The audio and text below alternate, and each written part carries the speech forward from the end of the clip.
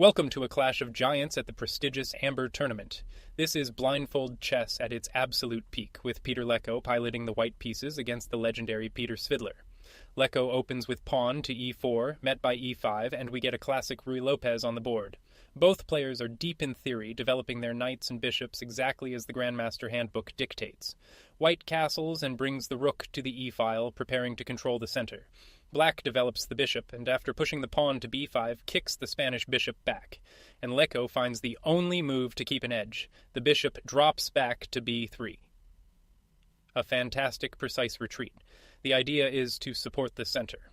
After black plays pawn to d6, white can play pawn to c3, and even after a move like bishop to g4, pawn to h3 keeps everything under firm control. Svidler castles and the next several moves are a masterclass in positional chess. Both players make prophylactic moves, improving their pawn structures and developing their last minor pieces, setting the stage for the middle game. Leko begins to maneuver, bringing a knight to d5 and then rerouting the other one to h2. He's probing black's setup, looking for an opening which culminates in the knight capturing on f6 with check, and Svidler finds the only good reply. The queen takes the knight on f6. Recapturing with the pawn would have been a serious mistake, but this keeps the position perfectly balanced and the game level.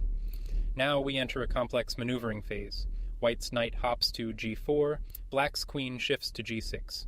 Both sides are shuffling their pieces, improving their positions, and waiting for the other to make a commitment in a tense, strategic dance. And Leko breaks the tension with a brilliant move, pawn to b4. This is a fantastic pawn sacrifice designed to rip open lines on the queen side and challenge black's structure. A very creative and powerful idea. Svidler accepts the trade of bishops, and Leko pushes forward in the center, first with d4 and then d5, clamping down. The queen side remains the key battleground as both players jostle for control. The queens dance, and the rooks begin to pile up on the queen side. Black doubles on the a-file, white brings a rook to the c-file, and finally the tension breaks with the pawns being exchanged on b4. Svidler's rook is a monster. It lands first on a3 and then invades all the way to a2, tying white down. Leko is forced into a passive defense, using his own rooks to try and contain the powerful intruder. With white's pieces tied up, Svidler starts a new plan. The knight reroutes from the queen side back to g8, then to f6 and h5. A kingside attack is brewing. White snaps up the pawn on b5, but black's threat is growing. And just when it looks dangerous for white, Leko uncorks a brilliant defensive resource. Knight to f1. This is a deep, counterintuitive move that prepares to meet black's threats with some clever tactical tricks. A fantastic find. Svidler simply recaptures, the bishop taking the bishop on b5. And again, Leko finds the only move to stay in the game. The queen takes the bishop on b5. Anything else would have been losing on the spot. This is the one path to survival against the coming storm. And here comes the attack. Svidler pushes with f5, ripping open the kingside. After a series of trades, the queens shift, and we head into a tense endgame where black's pressure is still very real. The players now enter a delicate dance of repetition. The rooks and queens shuffle back and forth as both sides test the waters, neither wanting to be the one to blink first in this high-stakes standoff. After a few more probing moves, Svidler decides the time is right.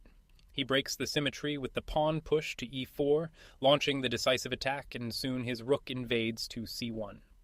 This is a critical moment, and Leko makes a crucial inaccuracy. He misses the strongest defense, which was to capture on e4.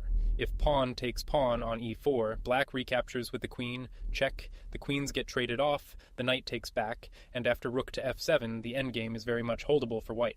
But in the game, Leko played the knight back to f1, and this allows Svidler to build up a winning attack, and Svidler pounces. The pawn captures on f3 with check, and after the recapture, the queen swings to h5. The black pieces are swarming. A knight jumps to g4, then to e5, and white is desperately trying to parry the threats. A cool-headed move from Svidler, just tucking his king away to g8 before delivering the final blows. And here, under immense pressure, Leko slips again.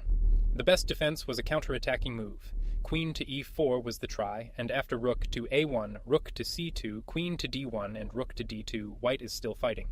Back in our game, Leko played the knight to e3, which allows black to bring even more firepower into the attack. And just as the engine foresaw, black's rook swings over to a1, and the pressure becomes unbearable. But Leko is a fighter. He finds the only move to survive for now, knight back to f1. an incredible defensive find under fire. The idea is to keep defending. If black plays rook to e1, white can try pawn to b5, rook to b1, and rook to f4, desperately holding on. Svidler repositions his queen to g6, and the attack continues. The rooks dance, the knight shifts, and finally, black's rook crashes through, capturing the pawn on c3. The end is near, and this is the final fatal mistake. Leko had one last chance to put up resistance, and he missed it.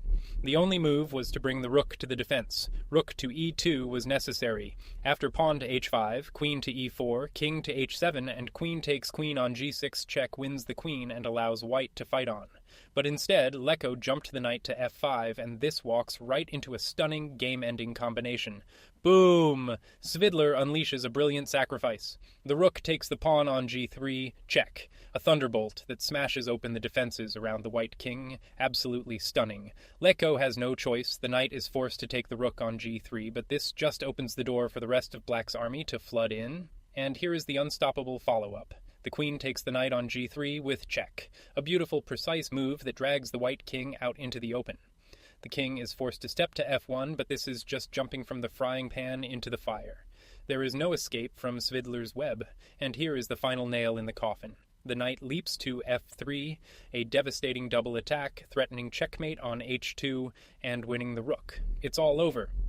And in this completely hopeless position, Peter Leko resigns, and Peter Svidler takes home a brilliant victory. Here's the kind of line Leko saw that forced the resignation. If the rook takes the knight on f3, the other rook recaptures with check. The rook blocks on f2, but then rook to e3 is crushing, and after a move like queen to d2, the position is completely lost.